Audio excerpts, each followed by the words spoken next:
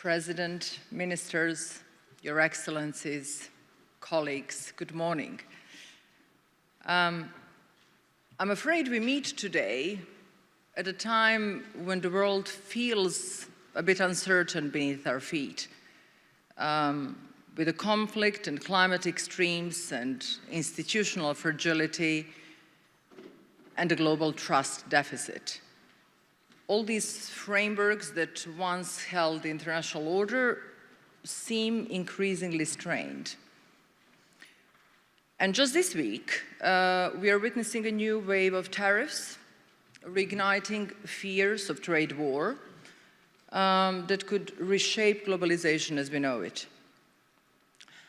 And in moments like this, our region tends to drift away and adapt to the agenda of others. But I'd argue that perhaps it is time for us to pause, take a stock, and ask, what do we actually want for this region? What values do we stand for?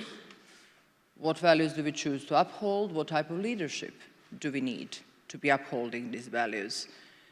And the question really is, are we going to be ultimately courageous enough to define our own path? Otherwise, it'll be defined for us. And we are shaping this summit about that crucial question. We'll be talking about trust in institutions, in markets, in each other. We'll be talking about strengthening resilience of our economies, communities, ecosystems. We'll be talking about how can we unlock long-term inclusive growth in a region that is so diverse and dynamic as ours? And how do we govern this change in a way that is human-centered and future-oriented? And these actually are not just regional questions, they're at this moment in time global questions. What we discuss here is deeply relevant far beyond our borders, which makes sense because Adriatic is not a silo. It is a part of the wider transformation shift that is unfolding as we speak. We will begin by talking about leadership. What does it mean to lead at a time of disruption? How can we take value-driven decisions that can actually change the trajectory of the whole country's economies? We'll hear from business leaders, from public officials, from change makers who are doing exactly that. We will explore trust, not as an abstract ideal, but as the foundation of any functioning society. Without trust, there is no investment, there is no growth, there is no inclusion, there is no progress. And that's why this year we are looking closely at legal certainty, at good governance, at judicial reform, to make sure that institutions are transparent, fair, and efficient, which serves both citizens and investors. And we'll talk about responsible investment and sustainable finance, and how regional institutions are aligning with evolving EU frameworks, unlocking green capital, and fostering private-public cooperation. We'll discuss energy transition, very much in everyone's focus, but we'll also ask, can that transition be fair? How do we make sure that no one, from coal workers to coastal communities, is left behind? We'll turn to climate adaptation, a question that we can no longer escape. From fires to floods, we've seen that adaptation is no longer optional, it's essential. And we'll examine the rise of AI and digital transformation, and whether these technologies are being governed in ways that uphold human rights, encourage innovation, and promote economic inclusion. Connected to that, we'll reflect on future work, on how to equip our education systems and labor markets for these rapid changes. These are not abstract conversations. They're part of the same transformation. They're eventually about how we grow, how we govern, and how we live together. And these conversations are not taking place in isolation. We are joined here today by some of the global thinkers, leaders, practitioners, from global investors and legal minds to energy innovators, to economists, tech experts. And their presence is more than symbolic. It reflects, I would like to believe, a growing recognition that Adriatic region is not a periphery, that it can be a testbed for solutions and a meeting ground for ideas and a bridge between our local insights and a global momentum. All of these topics are very deeply tied to our European path.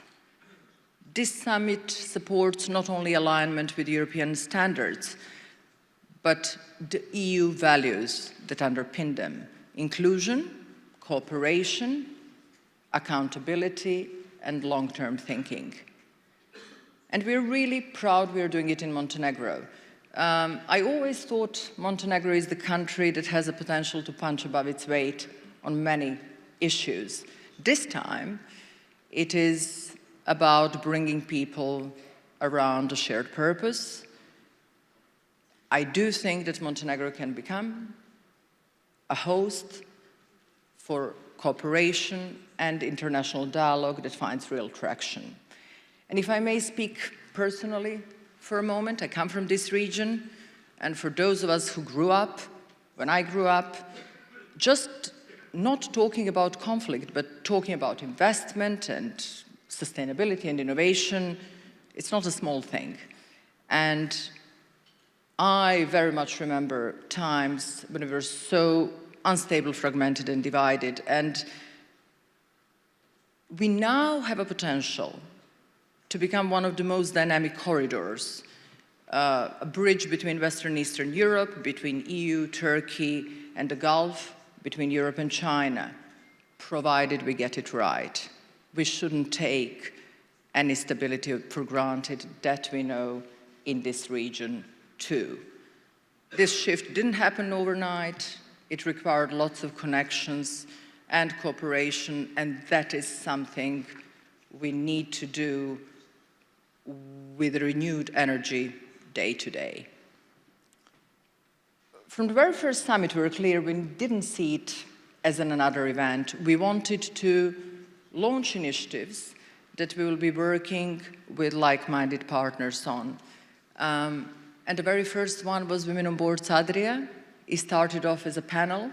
Now it's a separate organization that is engaging with legislators in countries of the region to amend legislation and align it with EU directive. It is building a network of strong women who are ready to take their place in leadership positions. In the second year, we committed to cooperation with universities, and I'm glad to say that we've now completed training for our first cohort of future sustainability leaders with our certificate in corporate sustainability management in cooperation with universities from Serbia, Albania, and Croatia. Last year, we launched Next Gen Adria. We had only 8 young people with us last year. This year, it is over 60 of them, thanks to the cooperation we now have with the Regional Cooperation Council. So this has potential for ideas to grow and clearly partners who want to engage throughout the year. So I'm really proud to be announcing that we will be setting up Adria Future Foundation, that will be an umbrella under which we can bring all these initiatives. And it will be a non-for-profit that I invite you all, if there is interest, to take part in, because we would like to shape it together. It will be supporting research, capacity building, long-term partnerships, and become a platform that brings business, government, and civil society together. And while rooted in the Adriatic, the foundation can also become a bridge, linking regional experience with global innovation, shared standards, and the collective ambition.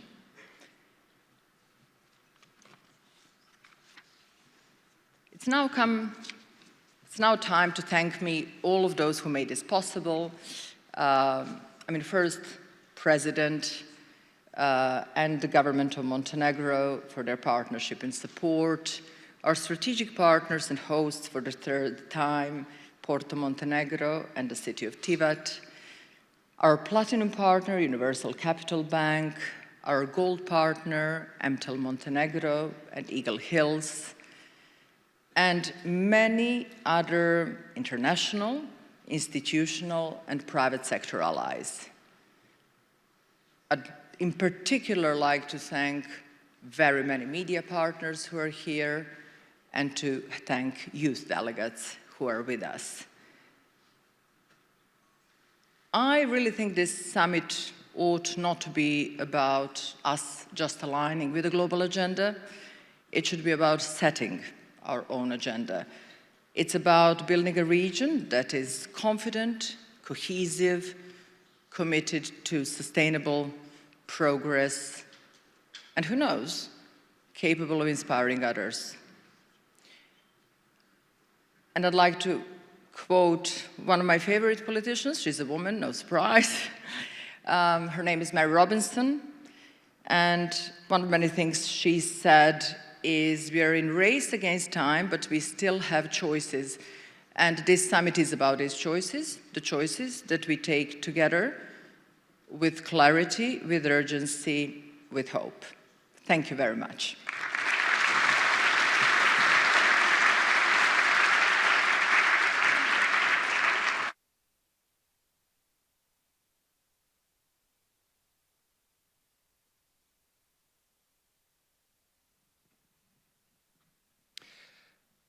Thank you very much, Biljana. Next, we welcome a pioneer who has redefined luxury by embedding sustainability deep into the DNA of one of the region's most celebrated developments. Managing Director of Porto, Montenegro, David Margason, please give him a warm applause.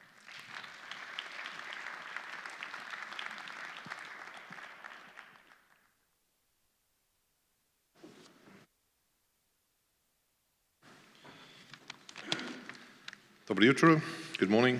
Welcome, ladies and gentlemen, Mr. President, Prime Minister.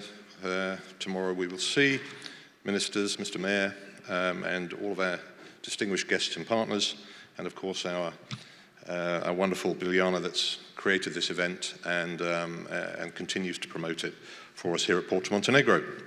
So, my main task is to thank you. Thank you for coming and to welcome you to Porto, Montenegro.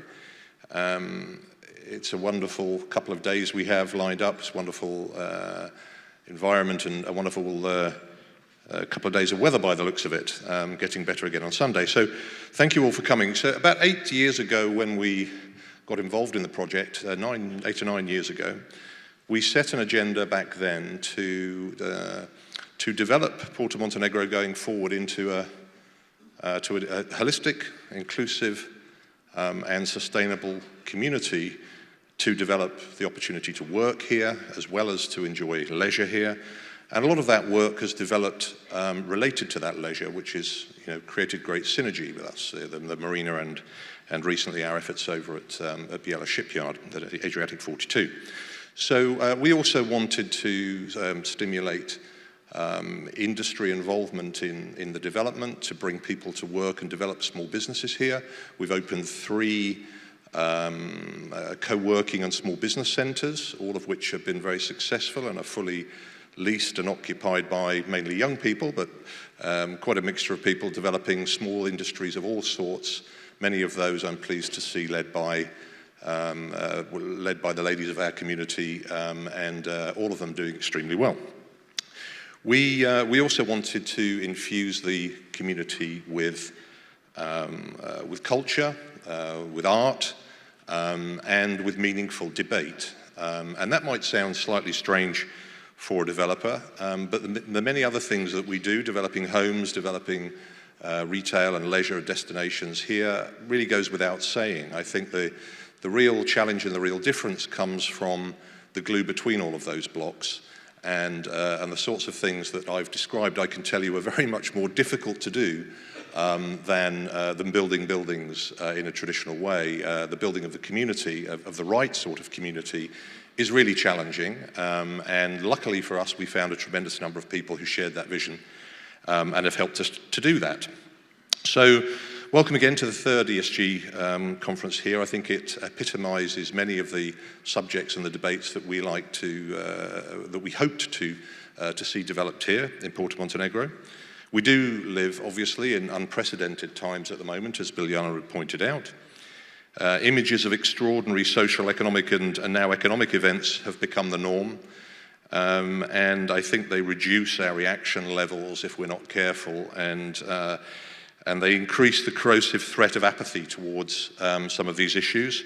And I think it's a tremendous credit to everybody here to dedicate so much time and effort to keep that agenda running.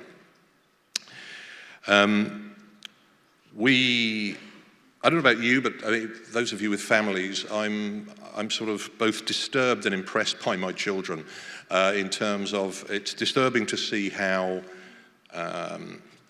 sort of accepting they are, how they recognize and accept the systemic threats that face the world going forward. As a parent, I find that quite disturbing, but I'm also sort of humbled by the fact that their priorities are incredibly clear in terms of the importance to them of a respectful and a sustainable, civilized society within which to live, and that crosses everything from environmental responsibility to, of course, social and in their work one day, corporate governance. All of those things come together to create a civilized society, and I think whatever challenges we face in the future, the history tells us that the creation, the dedication to the creation and the sustainment of a civilized society that considers and faces these issues rather than pushing them aside is ultimately the reason why we succeed and thrive in the long term as a race, and we need to continue to do that. And it's great to be part of that today, being significant in that regard. So the movement, as it was described, is definitely alive and well. We're very pleased to see it being fostered here. I can tell you that having been involved in this process, we have very definitely, as an organisation, taken a more serious path towards responsibility and conduct in relation to our potential impacts on our host community, on the people that work in our organisation and with us, and of course on the environment around us. I think that it's very clear to see the positive impact of this event on us, and hopefully it's happening in a much wider sense. Of course, our friends in the financial institutions keep us thinking about it very often and with greater seriousness, because they are at the forefront of driving this agenda, particularly through large corporate organisations like ours, and we thank them for that. So most of us who are here today are already committed, or at least curious enough to come and to learn more about the agenda and about the movement. You're very welcome. We're very pleased to have you here. We hope that you have a thoughtful, inspiring and motivating experience here in Porto, Montenegro, and that the next 2 days that you dedicate to this, I can assure you, are, in my view, extremely well spent for the sake of our future generations. So welcome again. Thank you very much for your contribution towards the ESG agenda. Please enjoy the surroundings, and we hope to see you all again here soon for this and other serious debates on topics that affect our future. Thank you very much.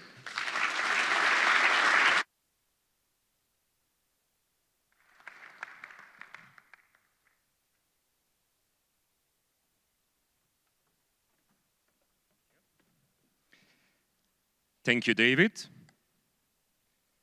And now a local leader who has consistently championed sustainable development at the municipal level, proving that change begins right here in the community.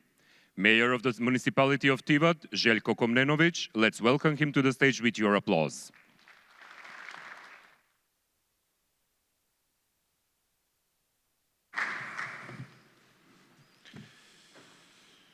Uvaženi predsjedniče Crne Gore, gospodine Milatoviću, poštovani predstavnici vlada, regiona i vlade Crne Gore, međunarodnih institucija, energetskog i financijskog sektora, vaše ekscelencije, gospodine Margason, draga Biljana, dame i gospodo.